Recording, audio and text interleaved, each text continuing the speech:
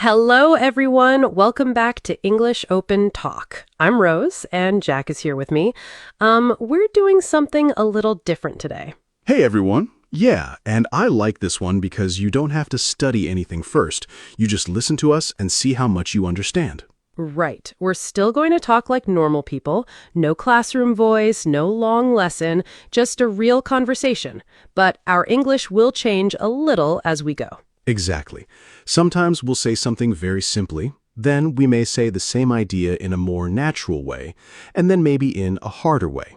And you don't need to stop every time you hear a new phrase. Just keep listening. If you understand the idea, that already counts. Yeah. Also, please don't worry if I say something and you think, Jack, what was that? I say that to myself sometimes too. Haha. Okay, before we make this too serious, how are you today? I'm good. A little tired though. I didn't sleep much last night. Same. I'm tired too. Actually, no, I'm really exhausted today. Oh, so we're starting already. I'm exhausted too. Or, honestly, I'm completely worn out. Okay, worn out was the harder one, but you probably understood it from the conversation. We're both very, very tired. Yep. And I think my coffee is doing all the work right now. Without this cup, I'd probably just sit here and stare at the wall. What happened last night? Why were you awake? My neighbor's dog started barking around midnight. Then it stopped, and I thought, great, now I can sleep. Then a car alarm started. Oh no, so you were awake for a long time. Yeah, I couldn't sleep. Then I was having a hard time falling asleep, and after that, sleep was basically out of the question. See, that last one sounds a little harder, but the meaning is still clear. You knew sleep was not happening. Exactly. What about you? Why are you tired? I stayed up too late watching a show. I watched one episode, then another one, then I said, okay, just one more. That sentence has ruined many mornings in America. It really has. So this morning, I didn't want to get up. I wanted to stay in bed. Or you really didn't feel like getting up. Yes, and if I want to make it stronger, I had absolutely no desire to get out of bed. That sounds like Monday morning English. It does, and today is one of those days where everything feels a little slow. I know what you mean. Even making breakfast felt like work for me. What did you eat? Toast and eggs. Very exciting, I know. Hey, that's fine. I had cereal because I was in a hurry. You were in a hurry, you were rushing, or you were pressed for time. Ooh, pressed for time is nice. Same idea, just a little more advanced. I didn't have much time, so cereal won. Did you eat at home or in the car? At home, I try not to eat while driving. I already have enough problems with people changing lanes like they're in a video game. Traffic was bad this morning, by the way. Bad where you were too? Yeah, there were a lot of cars. Traffic was really heavy. Actually, it was completely backed up near downtown. Backed up is one people hear a lot in the US. It just means traffic is moving very slowly or not moving much. I sat in the same place for almost 10 minutes. I was getting annoyed. I'd be annoyed too, maybe frustrated. Oh, I was beyond frustrated by the end of it. That sounds serious. It was. A guy in front of me kept looking at his phone when the light turned green. That drives me crazy. Yeah, it bothers me too. It gets on my nerves. And if it happens 5 times, it really gets under my skin. Okay, I like that. It bothers me, it gets on my nerves, it gets under my skin. Same feeling, stronger and more natural each time. And everyone listening can just notice the change. You don't need to memorize all 3 right now. Exactly. So, did you make it here on time? Barely. I arrived on time, but only just. I barely made it. I saw you walking in with your coffee in your bag like you were late for a flight. I kind of felt like I was. I was rushing, trying not to spill my coffee and looking for my keys at the same time. Your keys were in your hand, weren't they? They were. I knew it. I was tired, okay? My brain wasn't working. Your brain was slow. Very slow. I was having trouble thinking clearly. I was completely out of it. Out of it is very natural. If someone says, sorry, I'm out of it today, they mean they're tired, confused, or not fully focused. Which is me right now, but I'm here, so that's something. It is. And I actually like mornings like this sometimes because people are less perfect. We say weird things. We forget words. Oh, I forget words all the time. I know the word, but I can't remember it. Or you can't think of the word. Or the word is right on the tip of your tongue. That happens to me with people's names. I see someone, I know them, but their name just disappears from my brain. Same. Then you're talking to them and hoping another person walks over and says their name for you. Yes, because you can't say, hey, person I definitely know. Well, you can, but maybe don't. Speaking of people, I ran into my old coworker yesterday at the grocery store. Oh, really? Someone from your old office? Yeah, I saw her near the fruit section. At first I thought, she looks familiar. Then I realized who she was. So you recognized her. Right, and then I remembered her, or a little more naturally, it finally clicked. I like it clicked. It's like your brain suddenly says, oh, now I get it. Exactly. We talked for maybe 10 minutes. She moved to Seattle last year. Did you know she was moving? No, I was surprised. Really surprised? Yeah, I didn't expect that. Honestly, I didn't see that coming at all. Nice. That's the kind of English I want people to hear in real conversations. Not difficult for no reason, just more natural. She said she loves Seattle, but she misses the sun. That sounds fair. Seattle can be pretty gray. She said, I like the city, but all that rain is hard for me. So the weather bothers her. Yeah, she's not used to it. She's still adjusting to it. Or I guess she's still getting used to the weather there. That last one is useful. People move to a new place and say, I'm still getting used to the traffic, or I'm still getting used to the cold. Exactly. I asked if she wanted to move back, and she said no. She likes her new job too much. That's good. So she's happy with it. Very happy. She really likes it. She said she's thrilled with how things are going. Thrilled is stronger than happy. Like, if I get free pizza today, I'll be happy. If I get free pizza every Friday for a year, I'll be thrilled. Your examples always come back to food. Food makes English easier. Maybe for you. Anyway, she asked if I still work with the same people, and I said mostly yes. Did she ask about me? No? Wow, okay. I'm kidding. She did ask about you. Good. For 1 second, I was hurt. You were sad. I was a little disappointed. You were deeply offended.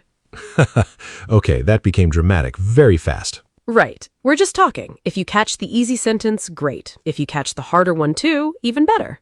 So what did your old coworker say about me? She asked if you still bring that giant coffee cup. This cup is not giant. It's enormous. Okay, fine. You win. Okay, since we're talking about your giant coffee, did you make it at home today? No, I stopped at that little coffee shop near the station. The one with the blue sign? Yeah, it was busy. There were a lot of people inside and the line was pretty long. How long did you wait? Maybe 15 minutes. At first I thought this is taking a long time. Then I thought they're taking forever. And 5 minutes later? I was thinking, what is taking so long? There you go. Same idea, and your patience gets worse each time. Exactly. But the workers were nice. They were just really busy. So you weren't angry with them. No, not at all. I understood. I could see they had a lot to do. They were busy. Very busy. They were swamped. And if the place was completely crazy, you could say they were absolutely slammed. Yeah, slammed is something you hear in restaurants and offices too. Sorry, I didn't call. I was slammed at work. That actually sounds like my afternoon yesterday. I had so much work. What were you doing? Emails, a meeting, then another meeting. I had a lot to do. So you were busy. Really busy. I had a lot on my plate. And by the end of the day, you were buried in work. Pretty much. I looked at the clock at 4 and thought it was maybe 2:30. That's when you know the day got away from you. Oh, that's a good phrase. The day went fast. Yeah, time flew by. Or the whole day just got away from me. Same idea. You got busy and suddenly the day was almost over. I didn't even eat lunch until 3. 3. That's not lunch. That's confused dinner. I know, I was hungry. Very hungry. By 3, I was starving. And if you want to be extra dramatic, I could eat a horse. Okay, but nobody listening needs to say that one today.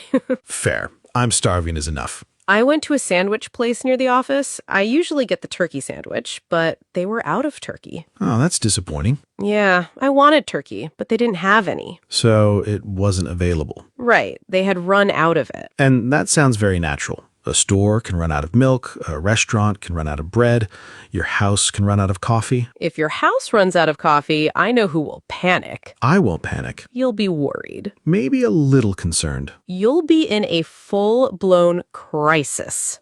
Okay, maybe that one is closer. So I got chicken instead, and honestly, it was good. Just good? It was really good. Actually, it was better than I expected. So it surprised you. Yeah, it exceeded my expectations. Okay, that one definitely moved up a level. But because we were talking about food, you could probably guess it. I thought it would be okay, and it was better than that. That's the whole point. Sometimes the sentence looks hard, but the situation gives you the answer. Exactly. The sandwich was also cheap, which surprised me. Cheap can sound a little negative sometimes. True, so maybe I should say it wasn't expensive. Or it was pretty affordable. And if the price was really good, it was a great value for the money. See, that sounds like something my dad would say after buying a lawnmower. Great value for the money is very dad English. My dad loves a good deal. Mine too. If something is 20% off, he becomes interested even if he doesn't need it. That's dangerous. I don't need it, but it's on sale. Exactly. He'll say, it's cheap, then it's a good deal, then at this price, it's hard to pass up. Hard to pass up means hard to say no to. Right. Like a good offer, a good price, maybe a good opportunity. Speaking of offers, my cousin asked me to go to a baseball game this weekend. Oh, nice. Are you going? I don't know yet. You're not sure? Yeah, I'm still thinking about it. Or you're still on the fence. exactly. I haven't decided. I'm on the fence because I already told a friend I might help him move. Oh, moving is not fun. No. Baseball game or carrying boxes up 3 floors. Very difficult choice. Not difficult at all. I know, but I said I might help, so I don't want to cancel at the last minute. That's fair. You don't want to change your plans suddenly. Right. I don't want to back out at the last minute. Back out is useful. You agreed or almost agreed, but then you decide not to do it. Yeah, and I don't want my friend standing there with a couch thinking, where is Jack? Especially if he lives on the 3rd floor. He does. Oh no. Yep, no elevator either. So now I understand why you're on the fence. You understand. I get it. You see where I'm coming from. Exactly. And that's another nice set. Same basic meaning, but it sounds more natural as we go. I may tell my cousin I'll let you know tonight. Or I'll get back to you tonight. Or, a little more formal, let me check my plans and I'll get back to you. That sounds normal for work, too. If someone asks you for an answer and you need time, you don't have to decide right away. Yeah, you can say, let me think. Let me think about it. Let me give it some thought. I like that because it gives you a little time without sounding unsure or rude. My problem is sometimes I say, I'll think about it, and then I forget. You forget? Yeah, it leaves my mind. It slips your mind. Or it completely falls off my radar. Falls off my radar is harder, but people say it. Something stops getting your attention because you're busy with other things. That happened with a bill last month. I saw the email, thought I'd pay it later, and then it completely slipped my mind. Did you pay it late? 1 day late, not terrible, but I was annoyed with myself. I hate when that happens. You know what to do, but you just forget. Exactly. I made a mistake. You messed up a little. I dropped the ball. Oh, that one is good. I dropped the ball means you failed to do something you were responsible for. Right. Maybe your boss asks, did you send that file? And you realize you forgot. You might say, that's on me. I dropped the ball. That's on me means that was my responsibility, or that was my mistake. It's a natural way to take responsibility without giving a huge speech. I like people who can say that. Some people make a mistake and then spend 10 minutes explaining why it was everybody else's fault. Oh, yeah. They don't accept the mistake. They avoid responsibility. They refuse to own up to it. Own up to it is another one. It means admit that you did something wrong. Now we sound like we're talking about office drama. Every office has a little drama. True. My old office had one printer that caused more drama than all the people. What was wrong with it? Everything. It stopped working all the time. It broke a lot. It was always acting up. And if you were really tired of it, you could say it was constantly giving you trouble. Yes. You'd press print, nothing would happen, then 5 minutes later it would print 20 copies. That's not a printer, that's a prank. It felt personal. Did anyone fix it? Someone came 3 times. Every time he arrived, the printer worked perfectly. Of course it did. I told him it doesn't work. He said, it seems fine. That is so annoying. It was frustrating. It must have been infuriating. Okay, infuriating is a strong one. Very, very annoying. Yes, maybe not A1, but you can hear the feeling from your story. That's why stories help. You don't need a dictionary every 2 seconds. Right. If somebody says, I waited 2 hours and then they canceled my appointment, I was furious. You can probably guess furious is very angry. Speaking of appointments, I need to call the dentist today. Do you have a problem with your tooth? No, just a cleaning. I was supposed to make the appointment last week. And you forgot. It slipped my mind. Look at you using it naturally now. I'm learning from our own podcast. When do you want to go? Maybe Friday morning if they have an opening. If they have a free time. If they have something available. Or if they can fit you in. Yes. Can you fit me in Friday morning? That's something you can say when you're asking for an appointment. Very common. Doctors, dentists, hair salons, a lot of places. And if they say we're fully booked, that means there are no appointment times left. You sound like you've had this conversation many times. I have. I always call late. Why don't you book early? Because I think I have plenty of time. Then suddenly, I don't. So you wait too long. I put it off. You procrastinate. Ah, there's the advanced word. But again, you already understood it. You wait and wait before doing something you should do. I am very good at procrastinating. That is not something to be proud of. I know. I'm trying to work on it. Are you making progress? A little. I'm getting better. You're improving. I'm slowly getting the hang of it. Get the hang of it usually means you're learning how to do something and it's starting to feel easier. Like cooking. I used to be terrible at cooking, but I'm getting the hang of it now. Are you really? Why did you say it like that? Because last month you burned pasta. I did not burn the pasta. You burned something. The sauce got a little too hot. The sauce was burnt. The sauce was, slightly overdone. That is a very polite way to describe burnt sauce. See, advanced English can also help you hide your cooking mistakes. No, advanced English cannot hide burnt sauce. But this is what everyone should keep checking. Not every word, just whether the meaning still feels clear. Okay, let me test that with you. Suppose I say, I don't like crowded stores. Easy enough. Sure, I could say, crowded stores aren't really my thing. And I could say, I tend to avoid places that are packed with people. I think people listening probably understood all three because the situation was clear. Let's do another one, but keep talking normally. Are you good at asking store workers for help? Yeah, if I can't find something, I ask, where is this? Simple and fine. Or, could you tell me where I can find this? And maybe, excuse me, could you point me in the right direction? That last one is more natural in some situations. It means, help me know where to go. You can use that outside a store too. Maybe you're looking for a train station or an office. True, though if someone gives me 5 turns and 3 street names, I may still get lost. Same. I'm bad with directions. You don't understand directions well. I have trouble following directions. You have absolutely no sense of direction. That is rude, but accurate. Remember when we went to that restaurant downtown and you said, I know a shortcut? We got there eventually. 40 minutes later, Okay, the shortcut didn't work. it completely backfired. Backfired means your plan had the opposite result from what you wanted. Exactly. You wanted to save 10 minutes and added 30. I admit it, I messed up. You made a mistake. I misjudged the route. Yes, after I lost all trust in your navigation skills. Fair enough. Since then, I just use the map on my phone. More convenient. And way less likely to lead me completely off course. Off course means going in the wrong direction, literally or sometimes in a plan. Like this conversation. We started with coffee and somehow reached my terrible sense of direction. That is normal conversation. People don't speak in perfect little sections. Exactly. One thing leads to another. And sometimes we go off topic. Or we get sidetracked. Or the conversation takes us in a completely different direction. That might be one of my favorite examples today, because we are doing it right now.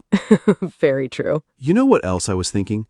People often believe advanced English means using very long words. Yeah, but a lot of advanced everyday English is just knowing natural phrases and understanding what people really mean. Like, I'm busy is simple. I'm tied up right now. Sounds more natural in some conversations. And I've got quite a bit on my plate at the moment is harder, but it's still the same basic message. You don't need to say that third sentence every time somebody calls you. Please don't.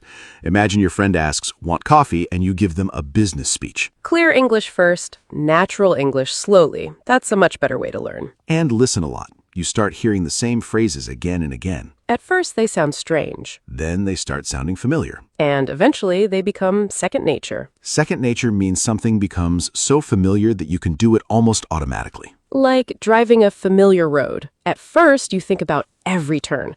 Later, you barely think about it. English can become like that too. Not overnight, obviously. No, it takes time. It takes practice. And it's a gradual process that becomes easier the more exposure you get. Okay, that third sentence was definitely harder. But did everyone understand it? Probably. We already said the idea twice. That's actually a good little test. If you understood the hard sentence because of the easy ones before it, your listening is working, Exactly. You're using context instead of translating every word. which is what people do in real life too. Even native speakers hear new words sometimes. Yes, we don't stop the person and pull out a dictionary every time. We guess from the situation. We figure it out from context. We piece together the meaning from the information around it. There's another three-step change, and none of those sentences were really about grammar rules. They were just 3 ways to express the same idea. Okay, I want to ask you something. When you meet someone new, are you good at small talk? I think so. I can say hello and ask simple questions. So you're comfortable talking to new people. Usually, I can keep a conversation going pretty easily. That's useful because some people know a lot of English but freeze when someone talks to them. Yeah, they know what they want to say. But they get nervous. Their mind goes blank. Or they completely lose their train of thought. Lose your train of thought means you suddenly forget what you were saying or thinking. That happens to me even in English, and English is my language. Same. I'll be telling a story, stop for 1 second, and then say, wait, what was I talking about? That is very human. So if that happens to an English learner, it doesn't mean their English is bad. Not at all. You can simply say, sorry, I forgot what I was saying, Or, sorry, I lost my train of thought for a second. and then continue when the idea comes back. No need to panic. No need to stress about it. No need to make a big deal out of it. Nice. I think people can feel the levels now without us calling them levels every 2 minutes. Yeah, and that feels much more natural. Before we finish, I want to know how people felt while listening. At the start, the English was very easy, but some phrases slowly got harder. Yeah, and we didn't stop and announce it every time. Sometimes you probably understood a harder phrase before you even noticed it was harder. That's a really good sign. Maybe you heard, I'm tired, then I'm exhausted, and later, I'm completely worn out, and the idea stayed clear. Or I forgot, then it slipped my mind, and later something fell off my radar. Different words, but your brain could follow the situation. If you only understood the easy parts, that's okay too. You stayed with a full English conversation, and that matters. And if you understood most of the natural phrases, your English listening may be stronger than you think. Don't feel like you have to speak with the hardest English now. Simple English is not bad English. Exactly. If I'm busy comes to mind quickly, say it. You don't need to stop and search your brain for a fancy phrase. Then, after you hear I'm tied up many times, one day it may come out naturally without you planning it. That's when it starts to feel normal. You're not translating it. You just know what it means. And I think that is a much better goal than trying to sound advanced every second. Definitely. I know native speakers who use simple English all day. Nobody's walking around the grocery store trying to sound like a dictionary. Imagine asking, where's the milk, and getting a 5-minute advanced speech. I would just leave without the milk. Same. So keep your speaking clear, but keep giving your ears harder English to listen to. Little by little, those harder sentences stop feeling so hard. They become easier. They start to feel familiar. And eventually, they become second nature. See, we did it one more time. We had to. So everyone listening, think about one thing before you go. Which part felt most comfortable for you? The very simple English, the more natural English, or the harder phrases? And don't worry about giving yourself a perfect level. This was just a fun way to notice what you can understand. Maybe listen again another day. I think you'll catch a few phrases that went past you the first time. You don't need to study every line. Just listen, enjoy the conversation, and notice what starts sounding familiar. And if one phrase really sticks in your mind, try using it in a real sentence this week. Thanks for spending this time with us here on English Open Talk. I'm Rose, and I think my brain is officially done for today. Same. I'm tired, I'm exhausted, and I'm completely worn out. Perfect ending. Take care, everyone, and keep listening to English a little every day. Bye, everyone. We'll talk to you again soon on English Open Talk.